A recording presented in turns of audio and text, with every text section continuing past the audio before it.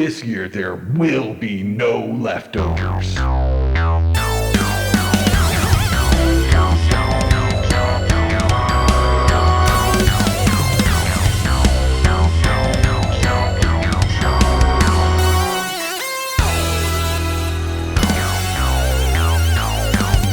Hey everyone, welcome to Straight Jacket Talk, where it's two guys, a girl, and a horror show.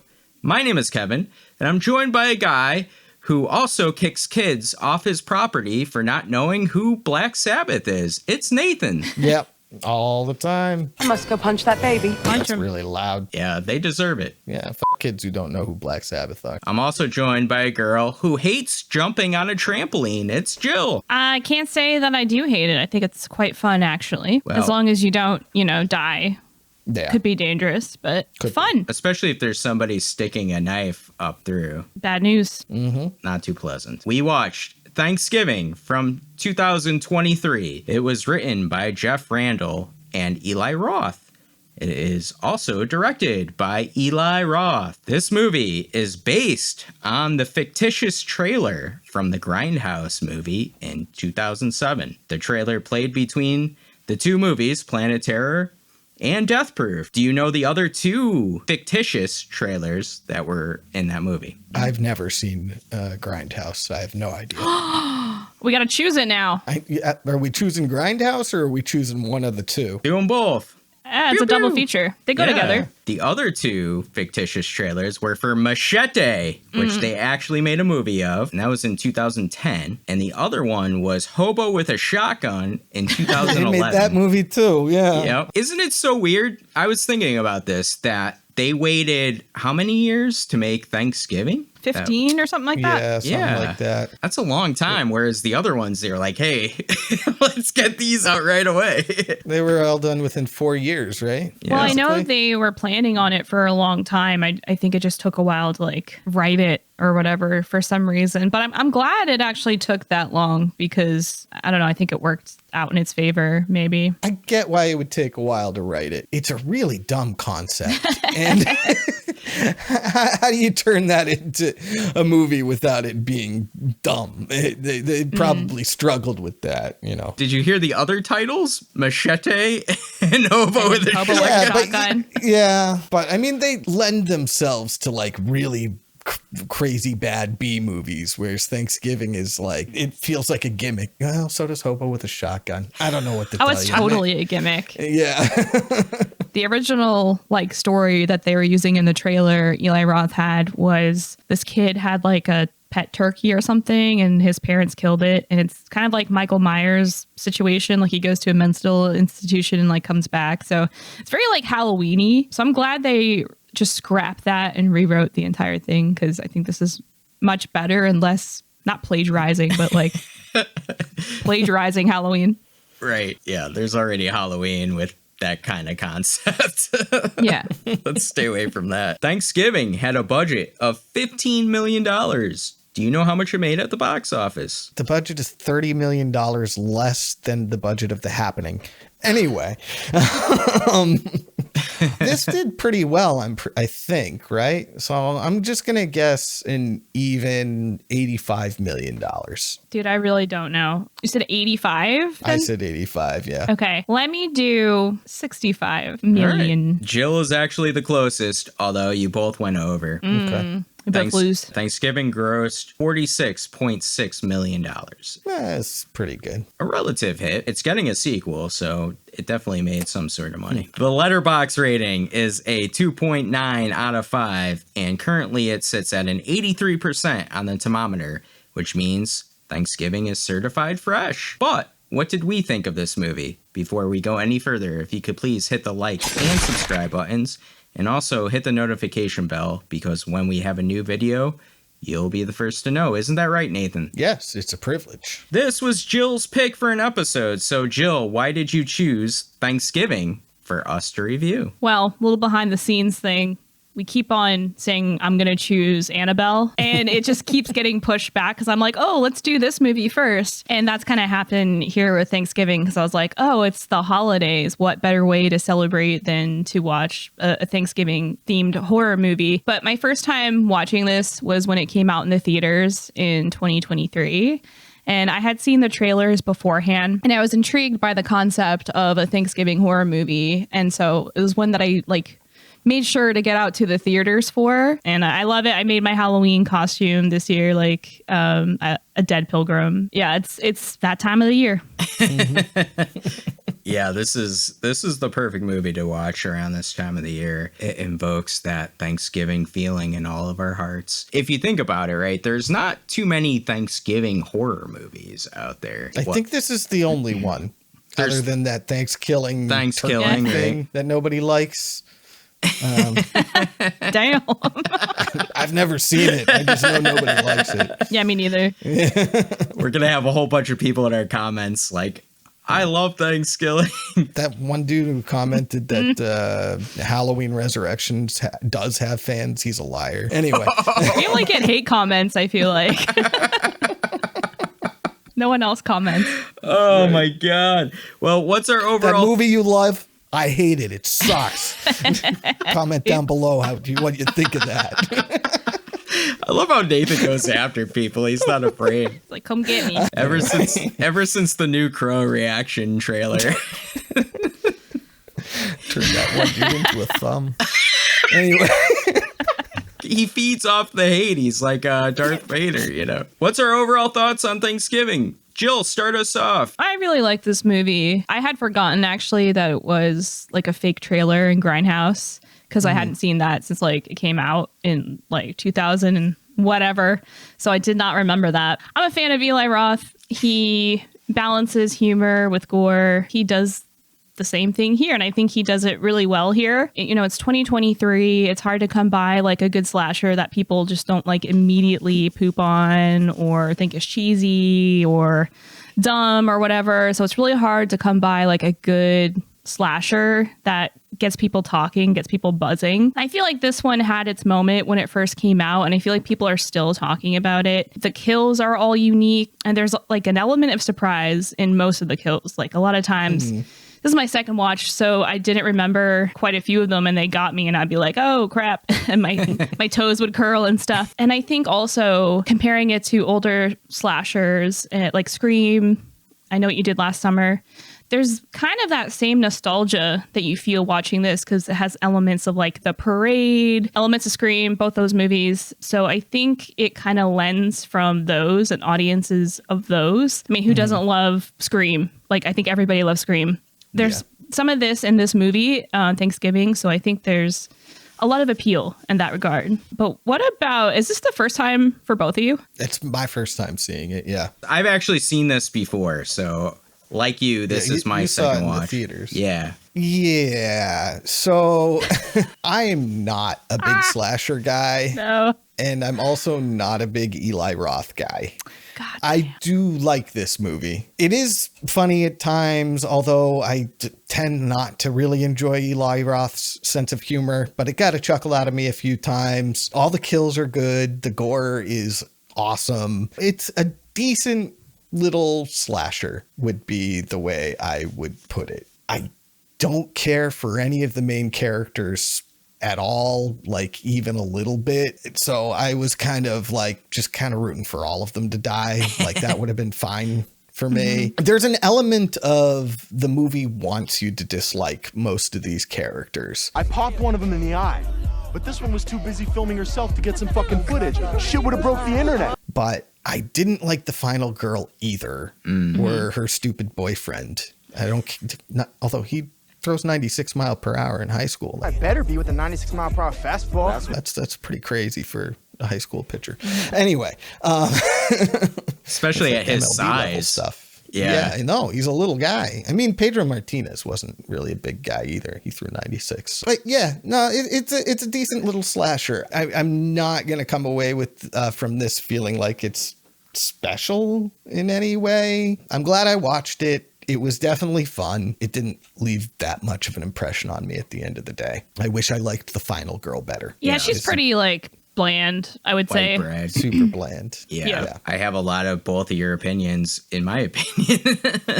I'm glad, Jill, you picked this because I've been wanting to rewatch it for a long time since I saw it in the theater because, like Nathan, I had a really fun watch in the theater and I thought it was a great time, but the kills are fantastic. I think they're like the most memorable parts of this movie. And I do share a lot of your issues too, Nathan, with the cast. There isn't a whole lot of people to like root for and even like in a lot of ways. And like you said about the final girl, it's true too. Like, I didn't think she was a strong final girl. You know, some of the 80s slashers that this kind of, you know, is a homage to those. You know, one of the things is a lot of those cast of characters in those movies are cannon fodder, like they're supposed to die or whatever. But which is fine, but there needs to be somebody to connect to. There is. Is there? Don't forget about McCarty. He's like the real one in this whole movie. 44 Magnum, a classic. Plus, you get bonus points if you make a Dirty Harry style comment when you blast him. He's my favorite character. I will say some of the bit characters are pretty great. My problem is with the main cast. Yes. Like the bit characters are so Boston. This isn't right, Matt, honey. You actually have to wait your turn here. It's ridiculous. Like, I know these people, right? Like I've met every single one of these people. The shitty waitress, she lives like a couple of miles from me. I guarantee it. You know? Right. But the main cast are all California kids trying to pretend to be Boston. Yeah. And it doesn't... why? I was interested in how you guys felt being from Massachusetts and like how you would think of like the accent or like the representation of it and everything. So that is a really interesting take. If there's anything else, please tell me more. Most of the accents weren't really great. Goddamn. But some of them are pretty obnoxious, like a lot of, true Boston. That security guard is played by Tim Dillon, who literally is a Boston guy. Door opens in 10 minutes. You'll get your waffle iron. Xanax? No, you got a fire hose? Yeah. And he's just playing himself. So, you know. I don't know. You could kind of tell, obviously, that the main cast felt very separated from, I guess, the Those environment. kids don't live in that town. Yeah, for sure. I mean, you have Patrick Dempsey trying his best to do a Boston accent throughout this, which was like not good either. But I'm going to be here, and this whole place will be crawling with officers. No. But, I mean, to me, like, you could forgive that stuff or whatever, because it's fun. Like, I mean, this is not a serious, like, drama or something where you want those accents to be good. This is a fun slasher movie, so I could forgive that. I'm not a huge Eli Roth fan myself either. I did not like Hostel, you know, and that stuff is not my kind of horror. What turned me around on Eli Roth was the movie Haunt. That seemed like the kind of precursor to Thanksgiving in a lot of ways, because it wasn't what Hostel was. It was more of this, where, yes, you do some of the over-the-top stuff, but it's like spread out a little bit. And I think like he has a little bit of everything in this movie, right? He has some horrific kills, but there's some stalking scenes, and especially with the John Carver character and things like that, he's making it more fun doing that stuff. So it's not like everyone's all tied up in this movie. I know there's the big scene later on, you know, where everyone's helpless. This felt like very akin to like the slashers of the 80s and stuff, where there are those scenes where they're being chased down. So I thought all that was super, super fun. My Bloody Valentine. It gives me a lot of like My Bloody Valentine vibes. Yeah, and there's actually almost a scene right out of My Bloody Valentine where he does stalk the waitress and he takes her head and puts it in like that big pot of water or whatever. And it reminded me of the hot dog water. That's the other thing is like you are kind of rooting for these people to get killed because they're horrible people. 100% rooting for the Carver for most of the movie. Yeah. I want to talk right away about the opening and the Black Friday scene. This is chaos to open, is it not? I mean, it like literally sets everything in motion, but then you're looking at this and You're like, oh man, this seems very exaggerated. And it is. But it's not really. I mean, have you seen some of those Black Friday videos? That's what I was thinking. If 2 people die in one of those stores, then it is exactly the same. It's not exaggerated at all. I was interested in the fact that it seems to be like present day, like 2023, because they all have like iPhones and stuff, but Black Friday is like a big deal. And I feel like not even that long ago, Black Friday was like a big deal, but I feel like it's really not anymore because stores don't really give good like discounts anymore like they used to, like sales for Black Friday. And now there's like Cyber Monday and like all this stuff. So it's like a big loop of just like consumption. So I feel like it's really not the same as it used to be, but it really does capture that craze of like what Black Friday used to be.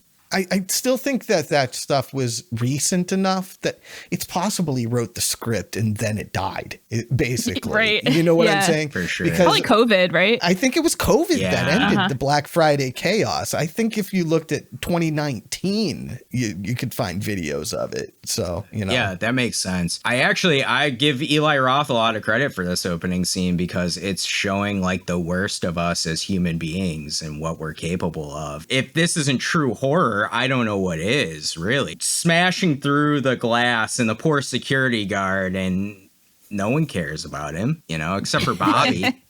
And what's his name? The kid buying Addies from him or whatever. Ryan. Yeah. It's also her boyfriend. Very important character. I have no idea what his name is. Dude, I was so mad, a little bit off topic, but we'll go back to the opening scene. I was so mad that he ended up still being her boyfriend at the end when her and Bobby like went all through that. I love you, dude, but I'm gonna fucking kill you. What the hell? Yeah. I thought he was actually, like, when I was watching it the first time, I was like, oh, he's definitely the killer. Like, he sucked. Without getting too big into it, the first time I watched it, yesterday when I was watching this for the first time, I was pretty sure it was either Bobby or I forgot his fucking name again. Ryan. I was pretty sure it was either Bobby or Ryan. I was like, it's one of the 2 love interests. It's got to be. That, then I thought, what if they pull the Scream and it's both of them? Ooh, that would really be plagiarism. The actor who plays Ryan is in one of my favorite TV movies with my daughter, The Zombies on Disney. Yeah. Interesting. Yeah, he's like the head zombie guy, Zed. So it's kind of different to see him in this movie buying Addies and being kind of a douchebag. Right. The thing with the opening, too, it's being filmed by that kid, Evan, who's another douchebag. He might be the douchiest of their friends. This is fucking gold. This is fucking crazy. It's a thing, again, where it's kind of, I feel like, a commentary on... We're on our phones, videotaping everything. People are dying and his friends are in front of him needing help and things. And he's like more into just filming this scene go on. Yeah, I think it's, you know, it's not trying to be like a very like social commentary, like intelligent type of movie, but definitely does have, you know, subtle commentary about consumerism and the overconsumption in America and like how greed literally kills us. And like you said, like the social media use and like trying to get viral and everything is like another thread in here. And there's a quote I really like by John Carver. He goes, "No one appreciates subtlety anymore. To go viral, you really need to hit people over the head. Right, Evan?" And then he like smashes that guy's brain in. But that was Evan, by the way. Evan. Yes. Yeah. Oh, that actually is a very appropriate kill then. I never noticed that before. Exactly. Yeah. There is like subtle kind of commentary about, you know, those issues. And I like that. When I first watched this and seeing the opening scene and like when they're in the car, just like being like stupid teenagers, I'm just like, wow, they like really kind of captured it. It seems kind of natural in a way because like I teach kids and they're kind of like this, some of them, not all of them, but yeah. So I was like, this is actually kind of funny. And the fact that they have Addison Rae, who is like this big TikToker playing Gabby, I thought it was hilarious when I first saw it because I didn't know she was in it. I think that like feeds into it even more what they're trying to say. The opening scene, like when I was in the theater watching this, I had no idea really what to expect. I was like, holy shit, this is the type of movie we're getting. This is awesome. Like I was like ready to see the rest of it. I was like, bring it. So yeah, the opening scene is so good. See, the opening with the teenagers in the car, it just, things got better. And I ended up enjoying the movie, but I was really dreading the rest of the movie during that scene. I was like, I fucking hate these people. How much time am I going to have to spend the whole fucking movie with these people? Because they're like rich kid punks. And I just fucking hated them. Not to get on a tangent, but I do want to talk about what you're saying, because I felt the exact same way in the requel. Yes. I Know What You Did Last Summer. Those kids just, I mean, I couldn't, obviously I'm older, so I can't relate to kids of that generation. But like at the same time, I'm like, they're so unlikable. They're not even just, I don't know. There was something different about like teenagers. A streak of narcissism. Yeah. That's caused by social media. I was thinking when we watched Thanksgiving and we have these characters and they're kind of like the ones in I Know What You Did Last Summer. I did like, at least in Thanksgiving, we only get little scenes of these kids of being that type of shit. Yeah, right. Yeah. Whereas I Know What You Did Last Summer, the new one, is like drowning in it and it's too much. You know, it's like, oh my God. So, right. Like, just kill all of them, please. Yeah. So show up, fishermen. and Jill's right, though. Like, that's how kids are. So I just don't want to see much of it in here. Yeah, no, it's rough. And I remember the remake of I Know What You Did Last Summer. Like, that was kind of rough for me to watch, like, with the kids, because it was a lot of it. And also, they were, like, bland characters. It just didn't work as much. I don't know why. You just reminded me of another movie that kind of does that, is Y2K. I haven't seen it. I haven't seen it either. Oh, okay. Is that with my boy Fred? Fred Durst? Yeah. Yeah, Limp Bizkit's in, like, half of the movie. All right. That's like the best part, probably. Is Limp Bizkit in half of the movie, or are you calling Fred Durst Limp Bizkit? No, there's Limp Bizkit in the movie. Like, it's the end of the world, and there's like a fucking Limp Bizkit concert. Well, that Spoilers. makes sense for when it was based, you know. Yeah. That's based when I was 13. So shouldn't they not be Gen Z? Anyway. It's not, but it's kind of like a similar like technology sort of thing. Going off of this opening, I want to get into the kills, because we get a crazy kill right away where Amanda is de-scalped. Yeah, with the cart. That was nasty. You looked at her brain. Oh. I will say the effects in this are amazing. This just looked gooey and like sticky and like nasty. Perfect. I mean, the kills in this just, I thought, were really the highlight. They're done really well. And like you said, Jill, they're all different kinds. It's not necessarily the same thing. Like when they went into the John Carver house and they said the axe is missing. Because there was an axe on that wall I was going to use. It's gone. And I was like, okay, well, we're going to get the axe kill throughout this movie, but it's not. Are any of the kills with the axe now that I think about it? What about the turkey? Is that an axe? And the turkey in the parade? Yes. Yeah, but he wasn't wearing the John Carver mask in that scene. Nope. So you don't really get Carver with the axe killing somebody. Wow. When you think about it. Wow. It's like the Chekhov's gun. That's crazy, actually. Yeah, I mean, unless I'm wrong, there was a lot of kills in this movie. It's really hard to remember all of them. I don't think there was one, yeah. I gotta say, though, I do love his weaponry that links to Thanksgiving. Mm-hmm. Oh, the corn thingies in the ears. Oh, and she's like got the Q-tips in her ears. Our medical professionals do not recommend putting these in your ear hole. I'm gonna put this in my ear hole. And like, I knew it was coming because I already seen it. And when she was putting the Q-tips in, I was like, oh God, I forgot what happens to her. It's so campy, but like disgusting. Right. I was kind of expecting him to just kind of go, right? You know what I'm saying? Smash and the Q-tips just go in, but that'd be nasty. Yeah, but they gave us that little sound effect that they do when like your ears are ringing. With that, yeah, I hate that. Yeah. It's like, oh. No, I already have tinnitus, man. I don't need. I was about to say I hear more. that 100% of the time. So right, it's just louder than normal now that it's on the television. It's Feels funny, bad. Jill, that you talked about like the Q-tips, because they kind of set you up for that scene. There's another one where they set you up for the scene of like, oh no, is this gonna happen? And the big one for me is the trampoline kill. Oh, and she's like teasing him and she bends over and you can see she doesn't have any underwear on. In my head, I'm thinking, holy shit, they're gonna go here, aren't they? Like, she's But gonna they do don't. a split on this trampoline and the knife is gonna come up through. They do that in the fake trailer from Yes. Grindhouse.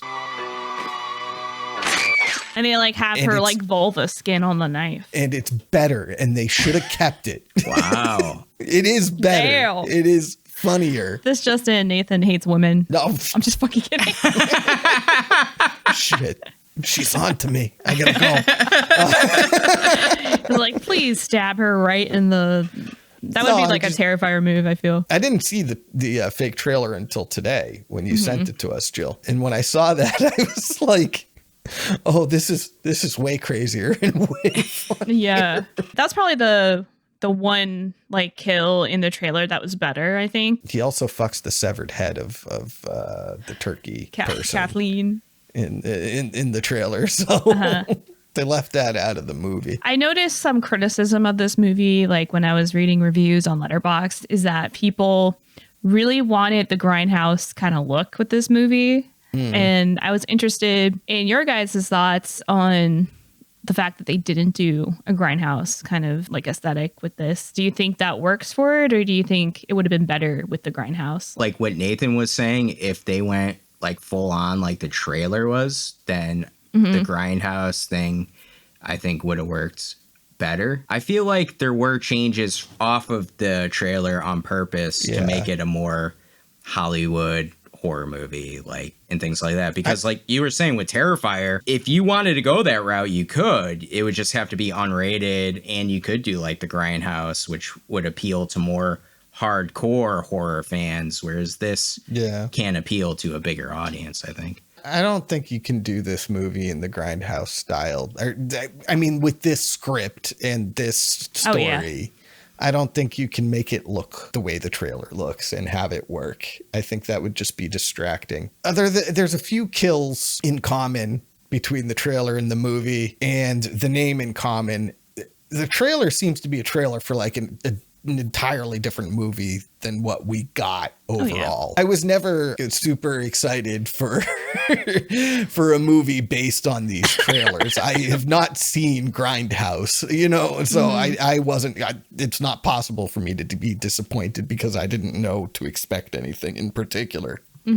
What about you, Jill? I agree with Nathan. I feel like the way this is kind of like glossy and clean kind of feeds into like the audiences we have today for like horror movies and slashers particularly. Even Terrifier is like pretty like not clean looking, but like Terrifier 2 is, but Terrifier 1 it's more gritty. But yeah, you know what I mean? It's like movie. Stylized. It's not like grimy, gritty sort of look to it. Right. And I think that works with like the movie as a whole, like the narrative, like you said, and the script and everything like that. I think it works better this way. Maybe if they had made this like years before and they kind of kept to that idea, maybe it would have worked that way better. But I don't know. I kind of like it the way it is. What are your thoughts on the John Carver killer? Not who it is, but like the aesthetic, the mask and the costume and everything that goes along with it. Yeah, I think he's pretty creepy, especially when his mask gets all like melted and burnt off of the oven. I think that really adds to it. He's like tall. The hat like gives him this like extra kind of like otherworldly height. The mask and like the stillness. It's kind of like that Michael Myers effect. He's kind of stealthy and quiet, but he will fuck you up. Yeah, I think especially the burnt mask is like really creepy. And it's something new. Like it's something we really haven't seen before.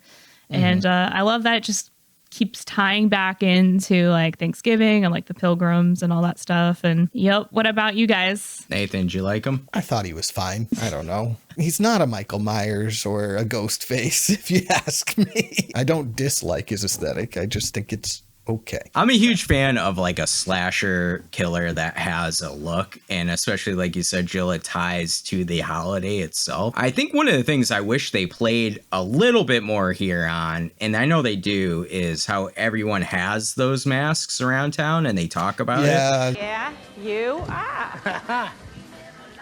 It's John Carver. They could have done more with that for sure. I thought that was left on the table. Maybe that'll be more in the sequel. I think that's one of the biggest things. I mean, Ghostface is such an iconic look, but what makes Ghostface, I think, just an iconic costume is anyone could go purchase it and things like that. Do you think that's why he sort of avoided doing that, to try and not plagiarize Scream, basically?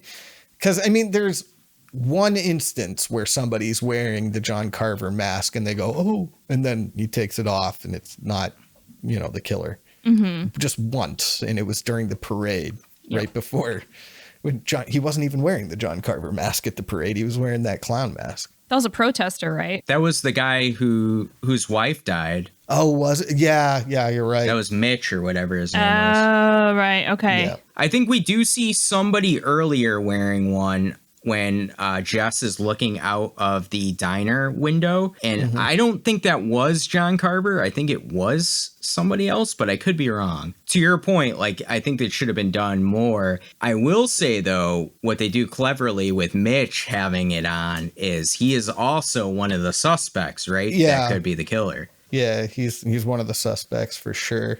He's Dude. got such a hardcore motive. He gets really fucked over in this movie. Like, first of all, Yeah, his wife is like cheating on him and pregnant, and then he gets murdered by, you know, the baby daddy. Wait, Mitch gets killed? Did I miss that? Does he die at the parade? Let me see. A lot of people died at that parade. I couldn't keep track I of all just of figured he died, but let me see. At one point, I thought Ryan was dead because we hadn't seen Ryan in like 20 minutes. And I'm like, what happened? I missed his death? Where is he? That's fine. He could have just left the movie and it would have been A-okay by me. I mean, he pretty much does until like the ending, like Gill said, and then she's back. He's with alive. him. Oh, Mitch is alive. Wow. Okay. Why do you let him live, though? He really did nothing if you think about it, right? Right. And Mitch gets the shit end of the stick too, because he's got to go work on Thanksgiving. Like, what shit is such that? bullshit. You can't wait a fucking day for your waffle iron? The guy who gets his fucking neck cut and just crawls over to the waffle iron. And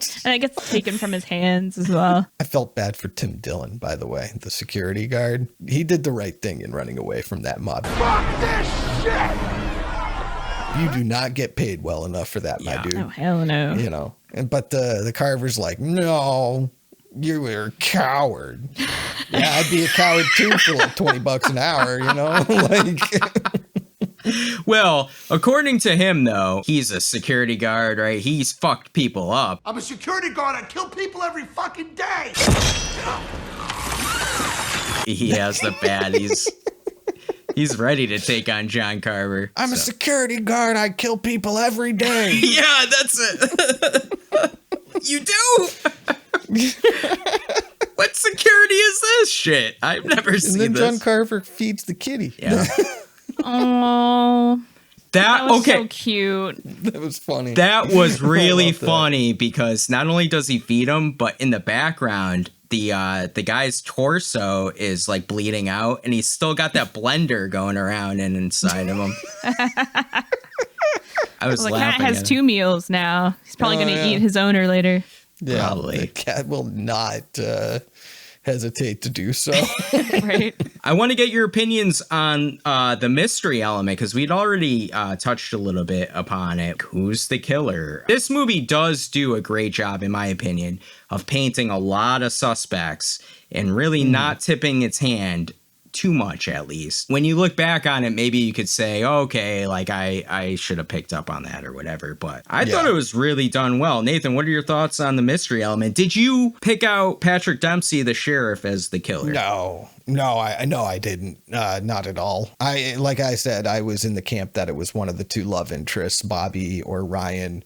And then I thought it was going to go the Scream route with both of them. I never thought it was Mitch. He wasn't a very good red herring. He wasn't in the movie enough for me to think that he was the killer. But I didn't pick him. And once it revealed that it was him, it sort of felt like it made sense. So I thought it was really well done in that way. I didn't spend a lot of time wondering who the killer was, to be honest with you, because this movie's sort of just kill after kill, and the actual mystery solving really takes a back seat to the slasher stuff, which is fine. I think that's sort of the point. It worked. you know, it was pretty good. What about you, Jill? Yeah, I have like the worst memory ever, so I didn't remember who the killer was. So I was also in that camp that it was Ryan, maybe Bobby, but Ryan gave me bad vibes. But then I realized, because then I start remembering, I was like, maybe it is the sheriff. But in the beginning of the movie, like the opening shot, like you see the house and then the sheriff walks into the house. Like you see like someone like stalking. It's very like Halloween, you know what I mean? Like you have that opening shot on the house and like kind of stalking, right? So yeah, it really does keep going back to like all these classic slashers that we love. Jill, that blew my mind what you talked about, because that was definitely done on purpose to pay homage to Halloween and how it opens with the point of view shot, and Black Christmas too. Let's be honest, with Billy too in Black Christmas. So that was done on purpose, intentionally. I wish we could have seen more of the point of view shots. I enjoy them. Are they kind of considered passé these days? Is that why you don't really see them much? Are they considered corny now? I think they are. Probably. Yeah. I mean, I disagree. Yeah, I disagree too, but that's just us. Yeah.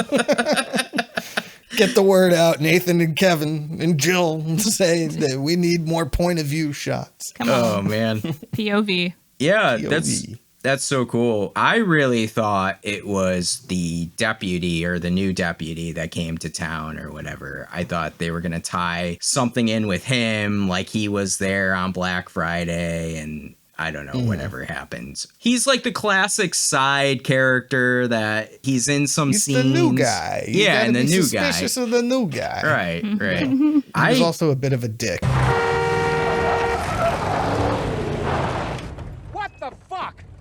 Fuck you. I thought it was Patrick Dempsey, and then when I saw him laying on the ground outside of his car, I'm like, wait a minute. Road rash? Yeah. On the face? I'm like, what the fuck happened? Plot hole. What was the plan there the whole time? Yeah, I don't know. Like, I don't know. The whole scene where they escape the Thanksgiving dinner from the Carver into the woods, and she barely makes it through. Like, after that, it feels like the movie changes, and not for the good, in my opinion. Like, yeah, no, I agree. Something happens there. Like, we're missing something, no? Yeah. Well, you're also coming off of like a really high point, which is at dinner. Yeah. Right. And then it kind of just like falls flat after that. I feel it's like the chase. And then it kind of doesn't really make sense that he's now laying in his police uniform on the ground, like when he get time to like change and everything like that. So that kind of threw me for a loop too. I just don't understand what his plan was. Why he went that direction? Because they were alone together in that building, right? Basically. Yeah. So why is he bothering to like trick her into thinking that he's dead or whatever? Oh, I guess to frame Bobby, right? Bobby, I had him drugged, dressed up, ready to be shot, putting an end to the mystery of John Carver's identity. Yeah. Bobby's in there. Okay, yeah, I guess so. There's a lot of work though. Yeah. but also he wasn't expecting her to escape at all, so it's a lot of work that he had to do in a very short period of time. And like, who was going to be his witness if she didn't run away? And how did he know that she was going to run straight to that building? None of it none of it works. Honestly, I agree. Like, I think they are very detailed in this movie, except for this one little area that it kind of falls apart for a little bit, and then it gets, I think, back on track at the ending and stuff. But I do want to talk about the Thanksgiving Day scene, right? Because this is a scene I had saw in the actual trailer that I was a little worried about, especially with Eli Roth directing. What the hell? Kevin. Well, because neither of us likes Hostel. It's or Terrifier. Oh my god! Go off though. Go off. Let's hear it. Well, because of the oven scene, right, where she's put in the oven. Yeah. In my mind, in the trailer, I'm like, okay, like, how are they gonna show this? Like, what's this gonna be like? But I gotta say, like, it was done well. Like, in this movie, I do love how he's got her all tied up to begin with, and he's seasoning. That's like my favorite part is when he's like cooking and he's in his own like little La La Land with his little apron on. Like, yes. He's just a goofy guy making making a feast. Oiling her. And her reaction, like her trying to like keep it together. Like I was entranced by that. Like she did a good job. It leads to like one of my favorite scenes in this of the chase that they kind of have, the cat and mouse chase, which is a staple of a good, I think, slasher movie. And who was in that refrigerator when he opened it up? The cheerleader. That he gets the corkscrew and gets the blood out of her neck. Oh, yeah, okay. That's one of my notes, though, is how the fuck is she still alive in that goddamn refrigerator? But I guess she died shortly after that. Because she's dead at the table. Yeah, I love that whole chase scene. It's such a good shot of him with the pitchfork, and it's just leaned through a little bit through the next room, and you can see her point of view on it. I love that shot, how it's really scary stuff. She did great, I thought, in that. What did he put into her back? He threw in her back a pitchfork. Was it the pitchfork? Not the axe. Not the axe. That's what I was thinking. And then I do love when she's in the oven. He takes one of those. It's a thermometer, right? And jams it in her. I wasn't sure if that was a thermometer or because I've never made a turkey before. Or if it's like the thing you inject like the butter in it. I don't know. Do you guys know? Oh, maybe you're right. Is it a thermometer? It probably makes more sense. It's definitely a meat thermometer because you know it's done when it goes boop, and it shows it going boop. I've never used one like that before. That's crazy. Oh, okay. Yeah, no, you stick it into the turkey and then when it goes boop, the thing's done. That's hilarious. So, that makes it even better. I didn't realize that. I was like, what the hell is that? If neither of you... Okay. I'm a vegetarian, dude. I'm not out here making meat. Yeah, I gotcha. It's just that, I mean, that little thing comes with the damn turkey when you buy it. Okay. So I thought it was a pretty universal experience to know. So if you're smart, then you would connect to this. Well, if you're a lowly, or like a well-cultured person. No. With Thanksgiving. I don't think eating Thanksgiving turkey. Well, I forget. You're Canadian. Do you even do not our Thanksgiving, right? Wow. Yeah, we have Thanksgiving. It's a totally different day, though, isn't it? Yeah, but it comes from like the pagan shit over in like the UK and stuff because they have like their own it's more of a harvest than anything. It's not. We don't celebrate the Pilgrims really because we didn't have any Pilgrims. No, even though. American Thanksgiving does bleed into Thanksgiving because I remember learning about the Pilgrims in like elementary school and looking back, I'm like, why? I guess I know why we learned about it, but like, we didn't have any damn Pilgrims in Canada. You're right. But it's in October. Oh, okay. Right. Okay. I did like how they use technology with like Instagram and he's tagging them on the table set sort of deal. The table is set. This is weird. And then we get the payoff. Oh yeah, all that stuff I thought was pretty great. Yeah, and I like how it has a payoff to this scene and like to a Thanksgiving dinner, which is a really cool idea for a set piece, even though it's like the most fucked up Thanksgiving dinner you could think of. Yeah. Oh, that's so good. You know, you think you got to worry about your Uncle Morty getting into politics. No, this is... Well, which one's worse, though, really? I don't know. I'd maybe take John Carver. I might take John Carver, too. I know. Just kill me. Take that mallet to my head. That was a rough kill, too. Yeah. Just chunks of skull and brain matter flying all over the place. It's just like, woof, they really went for it on the realism on that one, huh? What did you think of what's her name, too, like as the turkey on the table? That was a great reveal. Like, you knew she was there because you see the sheet covering her. Yeah. And you're waiting for her because you know she's cooked. But when they open it up and you see her like legs crossed, something about it's just like so perverse. And they have like the little, what are the little white fluffy things you put on the end of like turkey bones? I have no idea what those are called. I would call them the little white fluffy things you put on the little turkey bones. The little socks, the little turkey socks. There you go, turkey socks. She's wearing those. And when he slices like a piece of her meat off, I was like, oh God, what's it going to look like inside? Does it look like actual turkey? Because that will just like turn me off from. It looked like turkey. And he cut it off of her butt, which is... yeah. And feeds it to her husband, or tries to. He just throws up. Oh, that's so sick. I found the grossest scene was the husband throwing up. I mean, that's sick too. I fucking hate throw up. It's disgusting.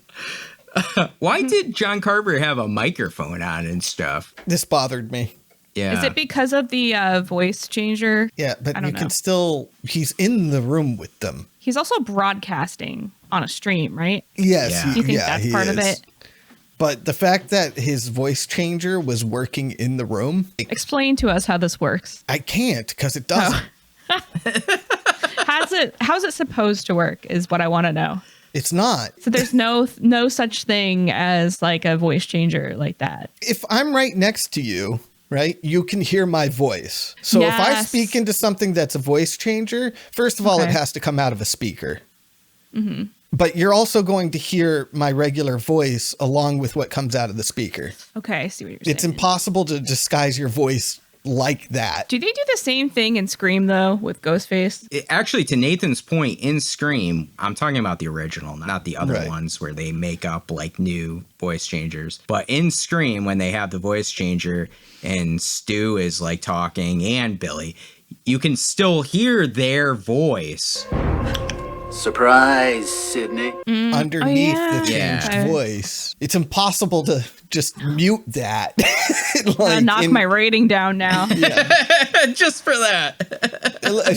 It's not that big a deal. It's nitpicky bullshit on my end, but it's one of those things I know a little bit about it and I'm looking at it going, no. Yeah. No, I get it. I didn't like aesthetically how he looked with that damn... I thought it was hilarious as shit. Like he has his like little cooking show. I don't know. Yeah. Okay, that's a good point. I didn't think of it like that because I'm thinking of him like logistically. I'm thinking of him like a mean, sadistic fucking killer, and then he's got his little microphone on and like he's so campy. Actually, there is camp for sure. I could go for like doubling down on the camp because I think that would actually help this movie. I think it's a slippery slope though. It's a hard balance to achieve. Like not everyone can do that. You know what I mean? Because you go too far in one direction. Yes. It throws people off. I don't know. I could have gone with them going like full Slumber Party Massacre 2 with it. Right. They would run outside and their chests would be covered in cranberry sauce. I think you're thinking of Sorority House Massacre 2. Oh. Well, no, Slumber Party Massacre 2 is the one with the guitar player killer. Yeah. The driller killer, yeah. Oh, okay. They also run outside in that movie with white t-shirts on for no reason. Do they? Yeah. Okay. Oh, there's a reason. Well, yeah. For the audience. Let's get to the killer reveal and the ending. What are your thoughts on, we find out that it's the sheriff like we talked about, and Jess discovers it based on his boots because they had stuff on them. Mud on them and stuff. And then we have this big explosion. And there's a little tease that John Carver, or Patrick Dempsey as the sheriff, is still alive. We searched every inch of that place. Everything was incinerated. There's nothing but ash. No one could survive a blast like that. What did you think of the ending, Jill? I felt a little betrayed by the killer reveal because even though I had seen it before, and I totally forgot. You feel safe with the sheriff. He's like, I feel like he's like the one guy, you know what I mean? That's like there for her. And then it's like, damn, he's just like evil, man. He's just like so mad, at everybody that was involved in this that, he's going to go after people that he was close with, which I think is like adds an extra level of messed up to it. But for the ending, you're talking about like the dream sequence sort of thing, or the fact that we don't really see a dead body or anything or like any proof that he's dead. Yeah, so it leads into like him exploding, and then like you said, they focus in on one of the firefighters, right? And then there's the dream sequence at the end. So I could really do without that, honestly, because I don't want a sequel. Like this is, to me, should be a one and done. Like I think it's great the way it is. I don't want to add to it. Do a different holiday, do something else. But like, you're trying to drag out this like concept. Maybe it'll be good. I hope it's good, but I don't have high hopes, and I hate it when people make sequels of movies I really like because it's scary. You never know if it's going to be good or bad. Yeah. Most of the time, it's not good. What about you, Nathan? The killer reveal, it worked for me well enough. The whole, there's no body, nothing could have survived that. And it's like, okay, we're doing this. Like, I was half expecting him to actually show up, like do the Jason thing, jump scare, cut to black. Mm-hmm. And then, I don't know, you got a sequel tease. Cool. The crowd goes mild. Yeah, exactly. I don't know. I know I'm in the minority on this, but I don't need another slasher icon. I have no desire for it. Jason and Freddy and Michael Myers, to me, that's an element of horror from the past. And we haven't had that for a long time. And the reason is that I think most people just kind of don't want it that much. I mean, I know Art the Clown sort of bucks that at this point. He's the new icon. But yeah, I don't know. Anyway. Yeah, I agree. Like, I think the ending isn't, for me, the strongest. I did like the killer reveal. Mm-hmm. I like how they tied it back to the beginning, too, because you could kind of sense there was some subtle something there with him and Amanda, but it wasn't enough right away for the audience to be like, oh, wait, they're fucking or whatever. Like, right. Well, if the audience knows, then her husband would also know. You know what I'm saying? Yeah. So knowing it, you could probably watch the beginning of that and be like, oh, yeah, no, I see it now. A guy in a uniform who knows how to bake. Have a feeling you're not going to be single for long. Maybe in the sequel, Mitch gets got because he didn't get got in the first one. Oh, right. Back for Mitch. Maybe. Mitch didn't do shit wrong, though.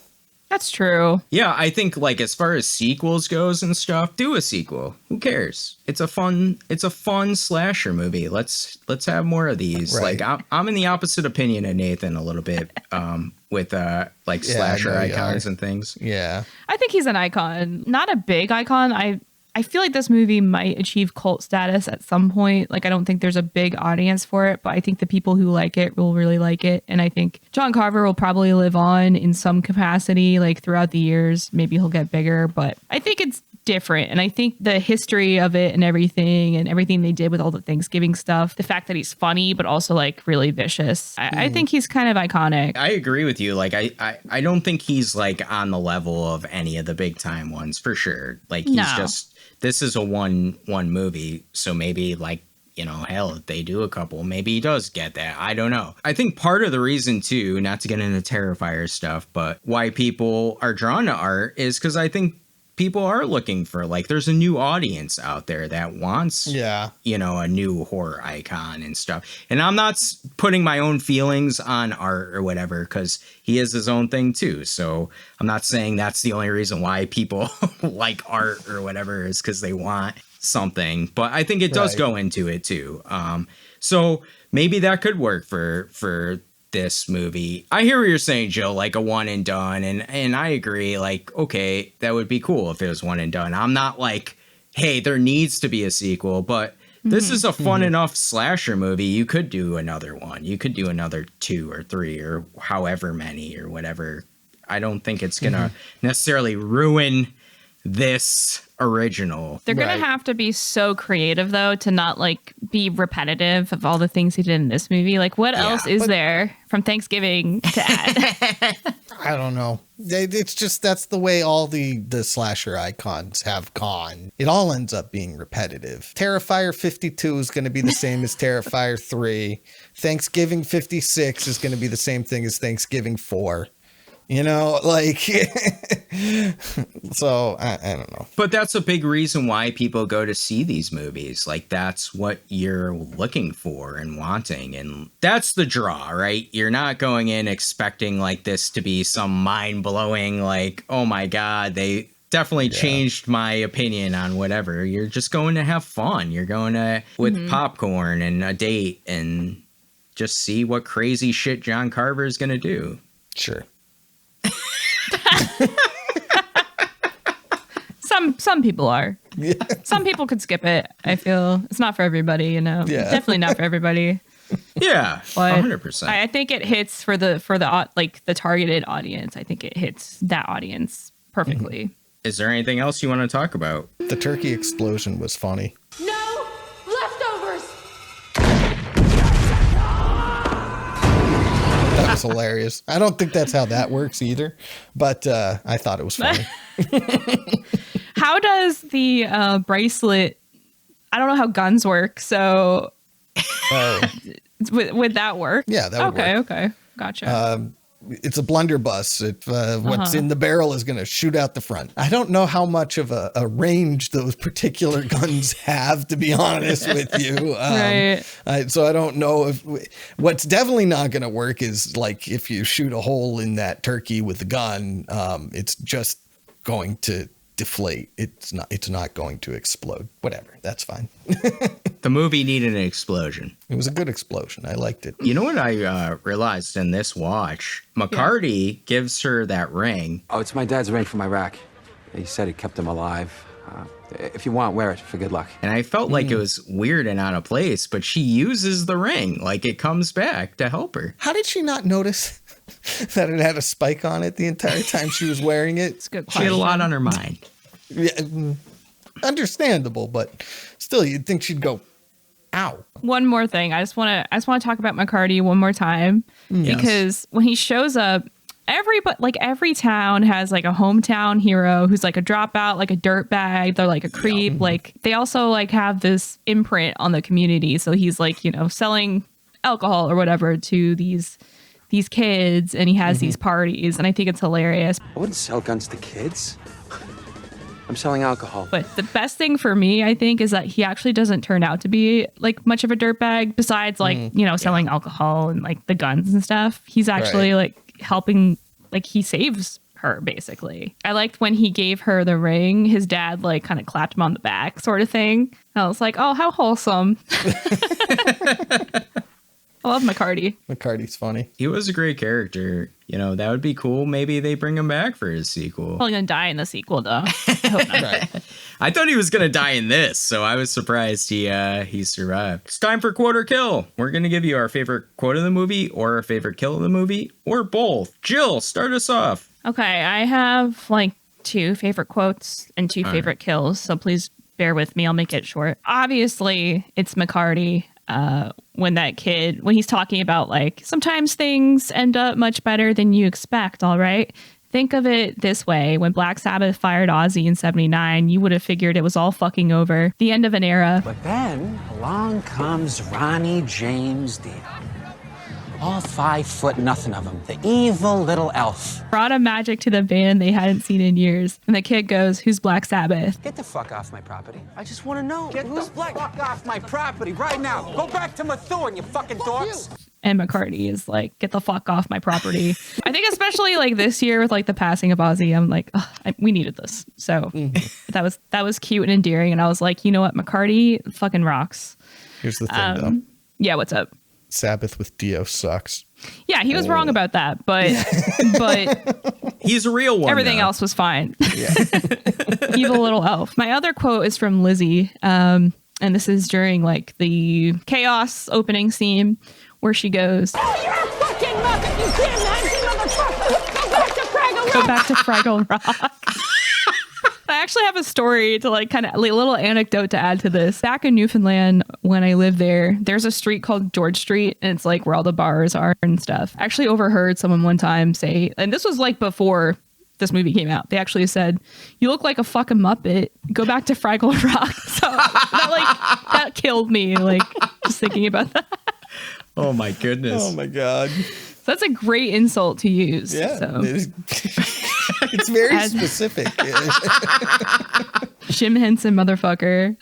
Okay, and 2 of the kills, my favorite kills that lived on and were fresh in my memory from the first watch were Amanda and Kathleen. They both particularly had brutal deaths that made me squirm. In the opening scene, you see Amanda's scalp and her hair torn off with a shopping cart. And like that was the moment in the movie where I was like, holy shit, like this is the type of movie we're getting. And then secondly, I think Kathleen's kill is really memorable because, like you said, Kevin, she has that like cat and mouse kind of chase with John Carver. It adds a lot of tension and build up, and there's definitely payoff when she's getting seasoned and cooked, and they don't shy away from that either. Like you see her get cooked, and it's just like funny, but like really scary too. And then it's a long execution, and at the end the reveal of her body like all cooked on the table, I think really scary also. Yeah. And then that comment, she's been cooking all day. Now, is that any way to thank Kathleen? She's been cooking all day. Oh, I don't know, it's just like the cherry on top. It's a lot. It is a lot. Yeah. Not a lot of the dialogue in this movie really did that much for me, to be honest with you. So my favorite line is just, "There will be no leftovers." Sorry, Jessica! This year, there will be no leftovers! It felt cheesy and campy, and it made me chuckle. And then my favorite kill is when the guy driving the truck slams on the brake and the boat comes from behind and goes out. What's the pointy part at the end of a boat? We should research these objects we see in movies that we don't know what they're called. Yeah. Find it later. Yeah.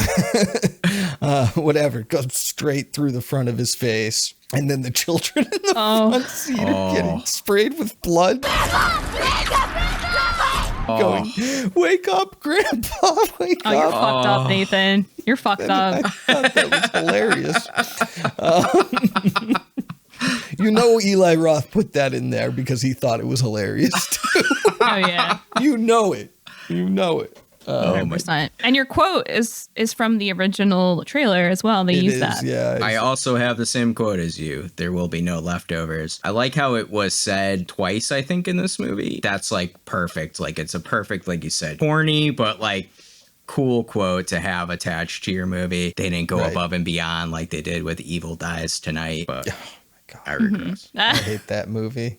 Anyway, my kill is the trampoline kill, just because I did think it was very unique, and I was like, oh my God, what is gonna happen here? Like, this is not gonna be good. I went with that one, but again, there's so many good kills in this movie. There really is. I mean, I would say my honorable mention is when at the beginning, when John Carver with that waitress halves her into the dumpster. Into the dumpster. Yeah. And then sticks her legs on one of the letters on the right mark. I also love how that's like obviously Walmart, and like they're taking a shit on Walmart through this movie, which is great. All the people he's targeting are awful people who did shit at that Right Mart. He really should be targeting the Right Mart itself if you want to go with some class consciousness type stuff. Yeah. But, you know, leave Tim Dillon alone, you know? But well, it's time for our letterbox rating. We're going to rate this movie from 1 to 5 stars. 1 is the douchebag from Hanover. 5 is Hanover. Those kids were super Boston too, by the way. Hey, doors open, everyone! We need backup immediately! That's right, I'll get your fucking waffle irons! Why were they so buff, first of all? Because they're the football players. They were fucking jacked, dude. I was like, there's no way these are like high school kids. Is this real? Like, they're on the road. What the fuck is going on over in Hanover? Like, really? I don't know. It's close to Plymouth. 5 is the detail that John Carver put into his meal. Little salt, little butter. Did he stick parsley on her toes? Something, yeah, some sort of herb. Yeah. In her mouth and everything. She's like spitting it out. Little fennel. Fresh fennel. Oh, yeah. Here we go. Nathan, start us off. Yeah, I'm going to give this 3 stars. I enjoyed myself. It's fun, campy little slasher. It's funny at times, annoying at other times. I don't really have that much more to say about it. It's good. I had a fun time. I enjoyed it, but I just don't love it. I'm going to give Thanksgiving 4 stars. This is one of the better slasher movies, especially one of the newer, better slasher movies that has come out. There's a lot to like here. I've beat it like a dead horse. The kills are amazing in this movie. If you like kills, if you like effects, these look great. I mean, they're done really well. I do love John Carver, the look. I like how he used weaponry associated with Thanksgiving. I like that they used as much Thanksgiving stuff as they could here, especially the big set pieces with the parade and the Thanksgiving dinner. I thought were really done well. They gave us a lot of everything in here, and I got to credit Eli Roth, even though, like I said, I'm not a huge fan, but you get different things. You get, you know, people tied up, you get the chase scenes, you get a little tension here or there, you get the mystery, and it did feel a lot like a 90s slasher movie, which I do enjoy. I like that sort of setup. It's very formulaic, but I think this is done really well, and it's fun, which is always a good thing. Yeah, the cast, I think, is not the best. The characters are not the best. That's why I'm bringing it down a couple of pegs. And just that one kind of middle scene that was weird.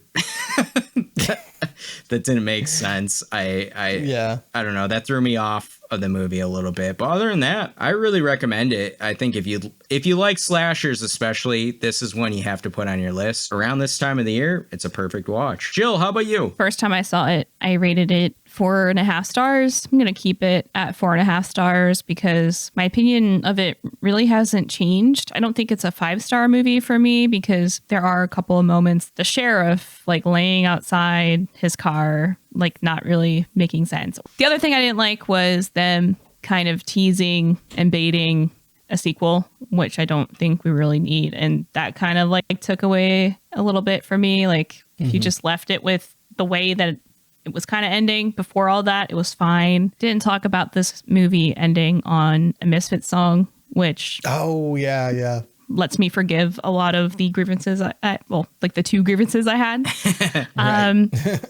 But before I saw this movie, like I didn't know how much I needed a Thanksgiving sort of holiday kind of slasher until I saw the trailers and until I saw the movie. And so I think it's a novel idea and concept. I like the way it was executed, like the camp, the humor, and then like the gore. I think it's a good balance. It was just fun. And I'll probably put it on like every single Thanksgiving. 4.5 stars for me. Oh, that's awesome. Before we end the episode, we want to let you all know what we've been up to. I watched 2 slasher movies from the 70s. Alice, Sweet Alice, my first time watch. It was cool. I had always heard about this movie. I've never heard of it. Yeah, it's the first movie Brooke Shields actually acted in. She's very young. It's the story of 2 sisters, and one of them's killed. What the movie does is it paints the other sister, Alice, as the killer for the audience throughout. So we're kind of going throughout this assuming Alice is the killer, and there's different twists and turns, and it's done really well. I thought it was fun. It's older, so some of it's slower. Some of the effects aren't the best, but the way it was shot, I think, is the coolest thing because it reminded me of Suspiria and how Dario Argento shoots different scenes and things like that. Right. The perspective scenes, it's done really well in that aspect. And the rain slicker, the yellow rain slicker and the mask, I think are pretty iconic. So I gave it 3 stars. I think if you're a slasher fan, it's one you have to see. It was pretty good. My next one is Tourist Trap, which was from 1979. And this one is just fucking crazy. Like it's one of the craziest slasher movies I've ever seen. I mean, such a bad name though. Yeah, I agree with you. I think this movie should be renamed. Like, it just makes you think of like the worst kind of slasher, you know? Yeah, I agree. And anyway, go on. No, dude, that's part of the reason why I didn't check this out for a long time, because I had heard about it, but I was thinking it was like one of the, I don't know what they're called, touristas or one of those movies. And I'm like, I don't want to see a group of tourists like tied up and tortured for an hour and a half. Like, right. I don't know. That's not my fun, but this, I recommend this. I give it 3.5 stars. These younger people get stranded at a tourist trap, which is like a museum. And this is a weird mix of House of Wax and Texas Chainsaw Massacre and Suspiria too. This has really big Suspiria vibes, I think. It's the craziest movie like you'll see because it just makes you feel like you're going crazy at times. There's mannequins in this, or like not mannequins, but like wax figures. Yeah, and at times like they're real and they're not real, and your mind is like, wait a minute, what's real and what's not real? So they do a lot of good things. So I really recommend that one. It's a ride. Got to strap in. Jill, how about you? I think I told you a couple episodes ago that I watched the original Candyman, right? Yes. Yep. I finally followed that up with the new Candyman. I liked it. I liked the direction it went in for the most part. It did some things different, like the multi-generational Candyman. That kind of like threw me off a little bit. Yeah, right. And I feel like it was very much like on the nose when it was like talking about like gentrification and like racism and all that kind of stuff. When the first movie, kind of like we're talking about in Thanksgiving, it's more subtle. Like all of that's there, but they're not specifically like explicitly speaking about it. I still prefer the first one. And also Tony Todd, like there's a severe lack of him. Yeah. In the end, when you hear his sweet voice, I was like, yes. Yeah. So I was happy to have that. This one was definitely like more scary. That scarier than sexy, because I thought the first Candyman was very like sensual. Yes. And this one was lacking that sensuality and was more on the creepy side, I guess. I also watched the new Frankenstein. That's out on Netflix. I watched that too. You did? I'm curious what you thought about it, honestly. I thought it was good. I rated it 3 stars as well, actually. I thought it was beautiful. I sort of didn't connect with any of the characters at all is my issue again with this one. Like there's something that happens about 2/3 of the way into the movie that's supposed to be emotionally devastating. Something that happens at a wedding. Okay. And did not find myself upset in any way or caring that much. I don't know exactly what it did wrong to make me not connect. Like the characters are developed, likable, but I just, and the monster, he's got like birds landing on him because he's just so pure and lovable. And it's like, isn't that supposed to be a gray area? I believe you and I texted about that. Yeah, we did. Bit, we did. Yeah, I did an episode of Now Slaying on that. So if you're interested in hearing like more extensively my thoughts, you can go listen to the Now Slaying episode on it over on It's Lay's podcast. But I was very much looking forward to this movie. Like we had Nosferatu Winter. I was looking forward to Frankenstein Fall. Frankenstein's like one of my favorite books ever. And I have a very complicated relationship with like Frankenstein media because it's never like a good adaptation of the book. And then it gets muddied even more with like the Universal adaptation of it, which is like the one that's like the most canon, I feel like, in like culture. People like think about that the most. And I feel like they tried to kind of mix both of those together, like the text and then Universal kind of Frankenstein, but also Guillermo del Toro was like, I'm going to throw in a bunch of my own shit in there. And that's kind of where I had my issue. And this is kind of my issue with all of del Toro's work. Like I love the way that it looks for the most part, like Crimson Peak. I really wanted to like that more because I was like, this should be very much up my alley. And it is visually, but I feel like the story is always lacking. That's how I felt here, even though it's a long ass movie and he tries to put a lot of extra stuff in there that's not Frankenstein at all. 2.5 hours long. It's really long. Really long. It looks good. It's been brought to my attention that there's like a lot of bad CGI, which I can agree with, like with the wolves and stuff like that. It didn't bother me too much. It didn't bother me either. Like I like the color palette. I don't want to shit over it too much because I gave it like 4 stars anyway. Because I love Frankenstein and I love the color palette. I love the way that it looked visually, but it just wasn't Frankenstein. That was kind of my issue because I think when we were talking about the trailer, I was like, oh, this looks exactly like it's starting off exactly like the book. No one ever does this, basically. Right. And they did that, and then they immediately shifted in a total different direction that was not the book at all. And I hate to be someone who like harps on that kind of stuff, but it really like set me off a bit. But I tried to separate that in my mind from it. But yeah. So also for It's Lay's podcast, we did my pick, which was Interview with the Vampire. I'm an Anne Rice girly. I grew up reading Anne Rice. I love Queen of the Damned. Queen of the Damned is also one of my favorite books. It's up there with Frankenstein. And Interview with the Vampire is great too. It's one of those movies that I watched a lot growing up, and I think it still hits. I still think it's beautiful. Brad Pitt and Tom Cruise do like an excellent job. It's like a sensual movie, and I like the way, like, Anne Rice vampires to me are like supreme. Like, they're the best type of vampire you can get. All vampires should be that type of vampire. So yeah, it was good to revisit that. And also, if you want to hear more of my thoughts, you can go over to It's Lay's podcast and listen to that. Enough about me. Nathan, what else have you been doing besides watching good old Frankenstein? I watched sort of a bunch of movies that I'm not going to talk about, but that I kind of just didn't think were as good as everybody else thought they were. I didn't think Weapons was amazing. I gave it 3 stars.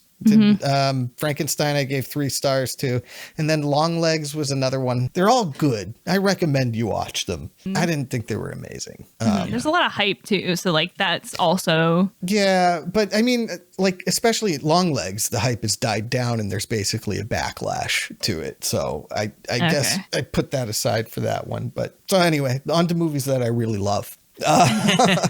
Last time I was showing my Criterion Haul, and I talked about how I had not seen Paris, Texas yet. Paris, Texas is a beautiful, gorgeous movie. I gave it 4.5 stars. It's by Wim Wenders. It came out in 1984. A man wanders into a gas station in Texas and then passes out. He's taken to a doctor, and the doctor calls his brother, and his brother's like, "Wait, you found him?" Man's been walking Mexico and Texas for 4 years, and his brother comes to pick him up. His brother is also acting as father to his brother's son. The father is trying to bring himself back into his son's life. The son's mother is also missing. Both of them have been missing for 4 years. It's sort of a drama comedy. It's not horror or thriller or anything like that. It's but it is beautiful. I can't really talk about why I love it so much without spoiling the ending, so I'm not going to do that. It's got a lot to say about family and redemption and who sort of does and does not deserve redemption and things like that, because not everybody in the movie is the best person. But I don't want to spoil any of who that is or why. It's a beautiful film if you got an extra 2.5 hours to watch it.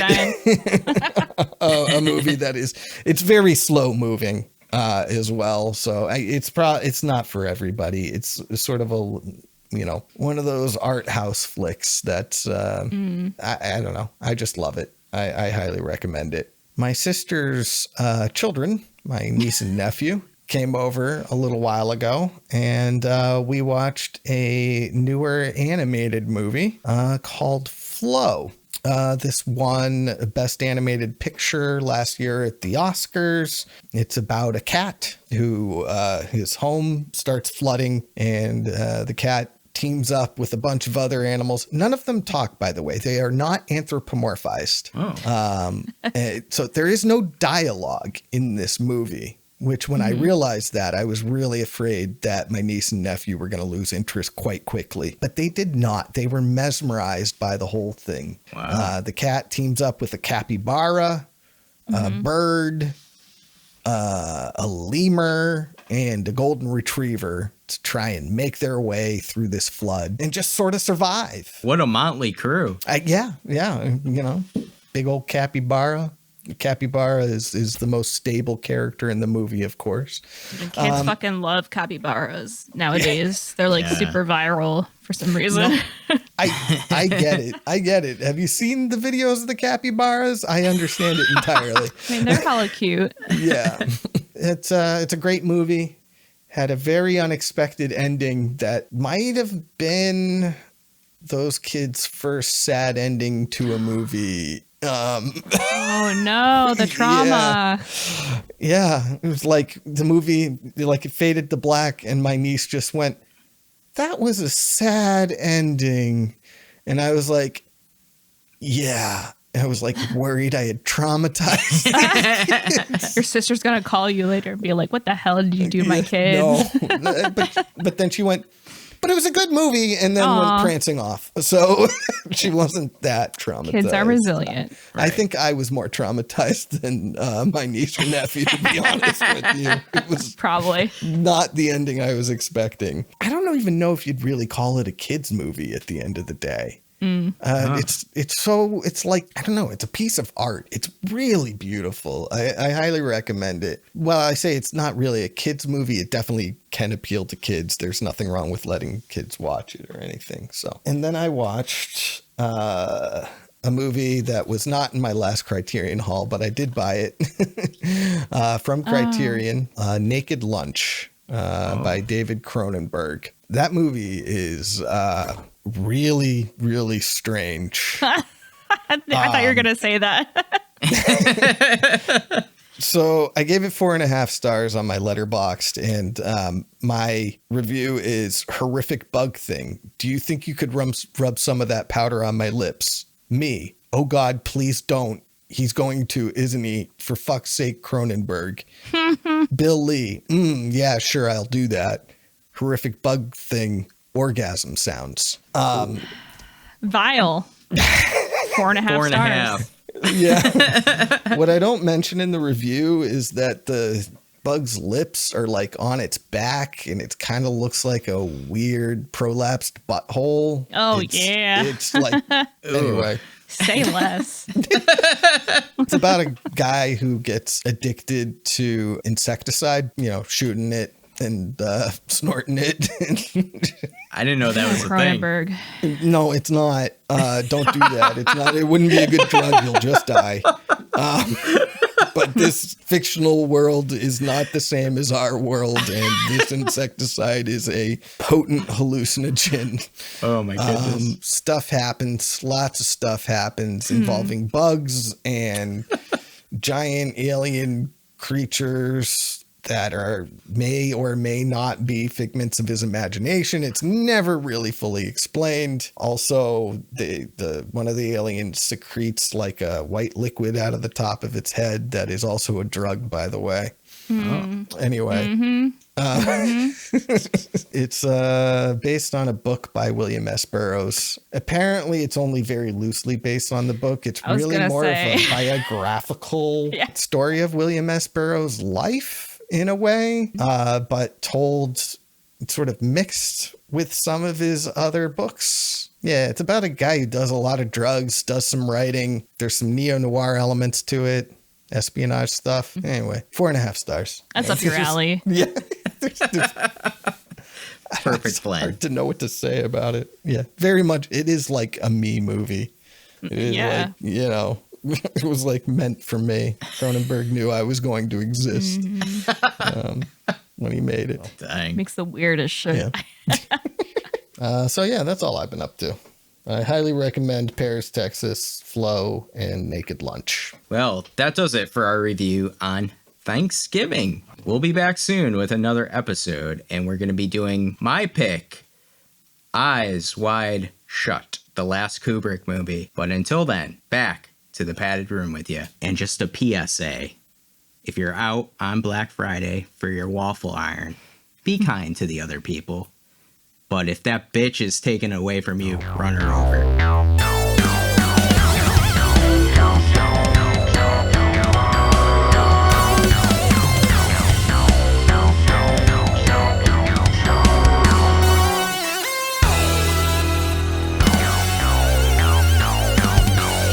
Giving those away for free, right? That's actually kind of a crazy deal. What were they doing giving those away for free?